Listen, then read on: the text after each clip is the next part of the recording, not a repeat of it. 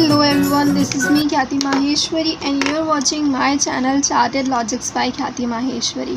If you are new to my channel, don't forget to subscribe to my channel and press that bell icon so that you can get notified whenever a new video comes. And आज की video का topic होने वाला है how to score exemption और 70+ इन auditing of CA inter. मैं यहाँ पे IPCC की भी बात करने वाली हूँ और न्यू कोर्स की बात करने वाली हूँ। ओल्ड कोर्स की बात करूँगी और न्यू कोर्स की बात करूँगी, ठीक है। और मैं इसकी भी एक छोटा सा बात करूँगी कि अपन कैसे 4 to 5 डेज़ के अंदर अपना ऑडिट एक बार जल्दी से रिवाइज़ कर सकते हैं, ठीक है। आप इस वीडियो को पूरी ज़रूर देखिएगा। अगर आपको ऑडिट में पास होना है, पता नहीं क्यों लोग बाग इसके अंदर पास नहीं हो पाते हैं।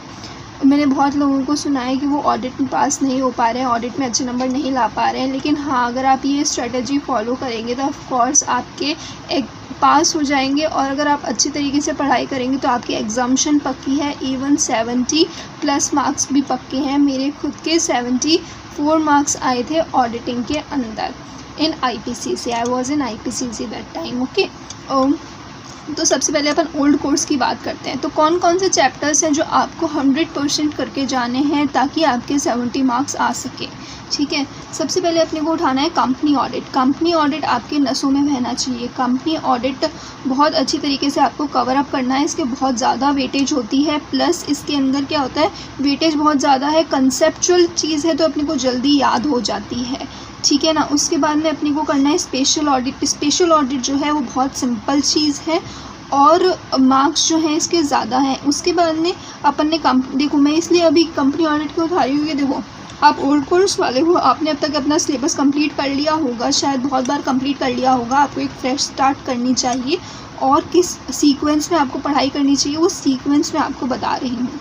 सबसे पहले कंपनी ऑडिट करिए, उसके बाद में स्पेशल ऑडिट करिए, उसके बाद में जो ICAI के पहले के 4 चैप्टर्स हैं अप टू इंटरनल कंट्रोल, उसको अच्छी तरीके से रिवाइज कर लीजिए, ठीक है। और अपने को किस तरीके से करना है, सबसे पहले अपने को ये सब चीज़ें कवर करनी है। उसके बाद में अपने को इसको क्वेश्चंस करने हैं। क्वेश्चंस किस किस के करने हैं, बेसिकली ये सब तो अपने को क्या करना है, देखो ये सब अपने को पढ़ना है, रीड करना है, अंडरस्टैंड करना है, उसके बाद में इसके क्वेश्चन आंसर सॉल्व करना है, ठीक है। लेकिन ये दोनों जो चैप्टर है उसके अपने को क्वेश्चन आंसर से ही स्टार्ट करना है, क्वेश्चन आंसर्स ही करने हैं। वाउचिंग एंड वेरिफिकेशन कर लीजिए, उसके बाद में CIS कर लीजिए। और इसको अपने को कैसे करना है, क्वेश्चन बैंक से करना है। और इसको अपने को कैसे करना है, रीड करना है, अंडरस्टैंड करना है, फिर क्वेश्चन बैंक करना है, ठीक है।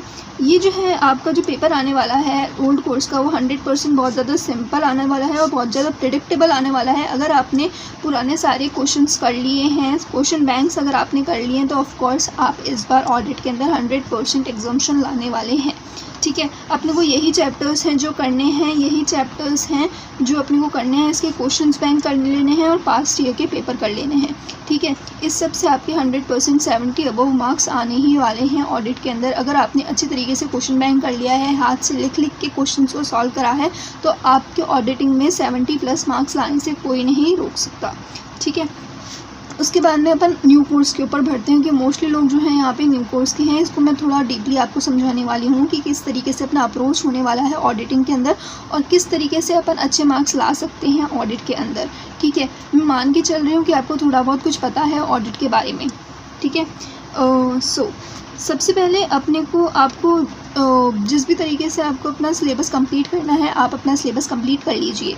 ये है सिलेबस कंप्लीट होने के बाद में आपका अप्रोच कैसे होना चाहिए, तभी तो आप देखो। सबसे पहले अपन क्या करते हैं, अपन अपना सिलेबस को कंप्लीट करते हैं। सिलेबस कंप्लीट होने के बाद में अपन अपने आप को इतने स्ट्रॉन्ग बनाते हैं ताकि अपनी एग्जाम्शन आ सके। तो अगर आपका सिलेबस कंप्लीट हो गया है तो आप इस वीडियो को देख सकते हैं, अगर नहीं हुआ है तो आप इस वीडियो को देखिए और ये भी देखिए कि किस चैप्टर की कितनी वेटेज है और उसी हिसाब से आप अपनी पढ़ाई कंटिन्यू कर सकते हैं, ठीक है। तो अपने को सबसे पहले अपना सिलेबस कंप्लीट करना है। जब अपन सिलेबस कंप्लीट करेंगे तो ऑफ कोर्स अपन बेसिक से स्टार्ट करेंगे, लेकिन जब अपन को रिवीजन करना है तो अपने को स्टार्ट करना है कंपनी ऑडिट से। सेम यहाँ पे भी कंपनी ऑडिट से स्टार्ट करना है। उसके बाद में अपने को पहले के 5 चैप्टर्स कर लेने हैं ICAI के, बहुत ज़्यादा इंपॉर्टेंट हैं। ये आते हैं कम से कम 40 to 50 मार्क्स के और कंपनी ऑडिट आती है कम से कम 10 मार्क्स की। तो यहाँ पे ही हो गया अपना 60 मार्क्स, ठीक है। अगर अपन ने ये दोनों चैप्टर्स मतलब अपनी बहुत ज़्यादा अच्छी है तो, और बाकी सारे चैप्टर्स बहुत ठीक ठाक भी हैं अपने, तो भी है ना अपने एग्जाम्शन आने से तो कोई नहीं रोक सकता। ये दोनों चैप्टर्स पक्के कर लीजिए, बाकी सारे चैप्टर्स ओके भी कर लेंगे तो अपनी एग्जाम्शन आ ही जाएगी। लेकिन फिर भी कभी कभार ICAI क्या करता है, थोड़े बहुत कम ज़्यादा मार्क्स कर सकता है। तो अपने को उसके बाद में करनी है सैम्पलिंग, एनालिटिकल प्रोसीजर। उसके बाद में अपने को ये नेक्स्ट बेस्ट इंपॉर्टेंट चीज़ है डिफरेंट टाइप ऑफ एंटिटीज़। ये थोड़ा सा सिंपल है और अपन इसको क्वेश्चन के हिसाब से कर सकते हैं। इसका मतलब क्या हुआ, देखो वही बात आ गई, ये सारी चीज़ें अपने को क्या से करना है, अपने को इसको अंडरस्टैंड करना है प्रॉपर्ली, रीड करना है प्रॉपर्ली, रट्टा लगाना है प्रॉपर्ली। उसके बाद में अपने को इसकी क्वेश्चन आंसर्स करने हैं, पास्ट ईयर्स के पेपर करने हैं, MCQ सॉल्व करने हैं। लेकिन ये वाले जो चैप्टर्स हैं इनको अपन ओनली क्वेश्चन बैंक से भी कवर कर सकते हैं। यस, अपने को थोड़ा बहुत अंडरस्टैंडिंग होनी चाहिए इसके बारे में। उसके बाद में अपन को डायरेक्ट उठा लेने हैं क्वेश्चन बैंक और क्वेश्चन सॉल्व करने हैं। जितने ज़्यादा अपन इसके ऊपर क्वेश्चन सॉल्व करेंगे उतने ही ज़्यादा मार्क्स अपने आने वाले हैं। ठीक है, मोस्टली डायरेक्ट क्वेश्चंस होते हैं या फिर MCQ पैटर्न जो होगा वो ऑलमोस्ट एक ही चीज़ आएगा, क्योंकि ऑडिट का सिलेबस बहुत छोटा है। अगर आपने एक बार इसको कंप्लीट कर लिया है तो अच्छी तरीके से, अगर आपने अच्छी तरीके से कंप्लीट करा है तो ऑडिट का सिलेबस आपको सबसे छोटा लगेगा अपने IPCC के सिलेबस में। ठीक है, उसके बाद में अपने को करना है ऑटोमेटेड एनवायरनमेंट। ऑटोमेटेड एनवायरनमेंट जो है, अगर आप अपने खुद के नोट्स बनाते हैं तो मुश्किल से 8 पेज के नोट बनेंगे और आपको ये मार्क्स देके जाएगा 4।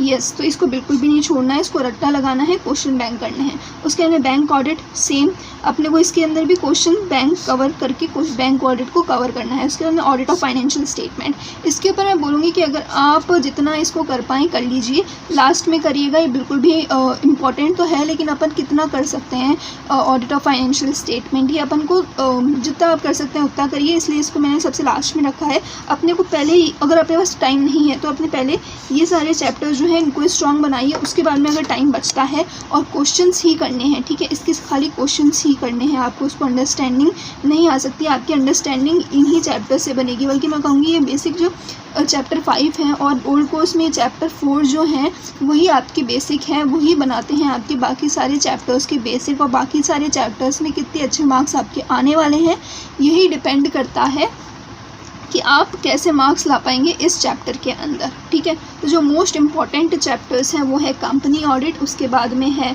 जो पहले के 5 चैप्टर्स हैं, उसके बाद में ऑडिट ऑफ डिफरेंट एंटिटी और फिर बाकी सारे चैप्टर्स। और यही सीक्वेंस होना चाहिए आपके रिवीजन का, पढ़ने का नहीं, रिवीजन का। अगर आपका पढ़ाई हो गई है उसके बाद में आपका इस तरीके से रिवीजन हो सकता है। अब मैं आपको बताना चाहूँगी कि कैसे अपन स्कोर कर पाएंगे 70+। तो देखिए, ये दोनों अपना अच्छे तरीके से क्लियर हो गया। ठीक है, तो अब मैं मान के चल रही हूँ आपके यहाँ पे 50 मार्क्स आ जाएंगे। अपने को इसको पूरा पक्का करना है। उसके बाद में अपने ऑडिट फॉर डिफरेंट एंटिटीज़ और इन तीनों चैप्टर्स के अंदर मिलाकर अपने कम से कम 8 मार्क्स आने ही चाहिए। ऑफ कोर्स 8 मार्क्स आराम से आ जाएंगे, कहीं नहीं जाएंगे 8 मार्क्स आपके। और यहाँ पर इन सारे चैप्टर्स को भी मिला के अपने 10 मार्क्स आसानी से आ जाएंगे अगर आपने अच्छी तरीके से क्वेश्चन बैंक वाली स्ट्रेटेजी फॉलो करी है। तो देखिए 50, 58, 68 मार्क्स तो मैं तब बता रही हूँ जब अपन ने बिल्कुल कुछ नहीं करा है, बिल्कुल थोड़ा थोड़ा पढ़ा है। अगर आपके कंसेप्ट एकदम पक्के हो गए, आपने इस तरीके से क्वेश्चन बैंक कर लिए, मॉक टेस्ट दे दिए, MCQ, और MCQ तो मैं भूल ही गई, MCQ भी तो होते हैं। MCQ में तो स्कोर करना बहुत ज़्यादा आसान है। तो अपने ऑफकोर्स आ जाएंगे 70+ मार्क्स इन ऑडिट, और एग्जाम्शन तो बिल्कुल पक्की है। ठीक है, यही अप्रोच होनी चाहिए अपने ऑडिट के अंदर। अब जो एक्सप्लेन और एनालाइज वाले इस तरीके के जो क्वेश्चन होते हैं जिसमें लिखा हुआ एक्सप्लेन और एनालाइज, ट्राई करो कि वो क्वेश्चन आप अटेंड ना करो, क्योंकि यही वो क्वेश्चन होते हैं अटेंड करो। अगर वो हो कि अटेंड करने ही हो, उसको कोई अपने पास में ऑप्शन नहीं हो तो आप उसको छोड़िएगा मत, लेकिन आप इसको क्वेश्चन बैंक के थ्रू बहुत अच्छी तरीके से अपने बेसिक जितना भी है, छोड़ना कुछ भी नहीं है, जितना भी है आप उसको अच्छी तरीके से अटेंड करिए। लेकिन यही वो टाइप के क्वेश्चंस हैं जहाँ पे ICAI सबसे कम मार्क्स देता है, जहाँ पे उसने लिखा हुआ एक्सप्लेन करो या एनालाइज करो। ओके, नाउ अपने को मेन एसेज जो होते हैं वो पता होना चाहिए। ठीक है ना, अपन उसकी 40 बनाएंगे और उसको अच्छी तरीके से याद करेंगे। मेन एसेज की 40 बनाएंगे और उसको अच्छी तरीके से याद करेंगे। रोज़ सुबह उठ के एक बार रिवाइज ज़रूर करने हैं एसेज के नाम को। अगर आपने 1 महीना भी ये काम कर लिया तो आपको ज़िंदगी भर वो एसेज याद रहेंगे, जैसे मुझे याद है। ठीक है, उसके बाद में अपने को क्या करना है, नंबर गलत नहीं डालना है, ऐसे का नाम गलत नहीं डालना है, भले ही मत लिख कर आओ, बिल्कुल चलेगा, बिल्कुल मत लिख कर आओ, लेकिन अपने को नंबर और नाम गलत नहीं लिख कर आना है। और अगर आपने क्वेश्चन बैंक करे हैं, मॉक टेस्ट दिए हैं, आपने अपने खुद को सेल्फ एनालाइज करा है, बार बार सेल्फ एनालाइज करा है, जहाँ पे गलती हो रही है उसको मार्क करा है, 10 बार पढ़ा है, तो आप बिल्कुल नहीं भूल सकते हो, ना ही उसका नाम, ना ही उसका नंबर। इवन मैं तो सारे एसेस के लिए बोल ही नहीं रही ना, मेन एसेस जो आपको दिख रहा है कि बार बार क्वेश्चन बैंक के अंदर आ रहा है, उन्होंने एसेस को अलग से लिख दीजिए।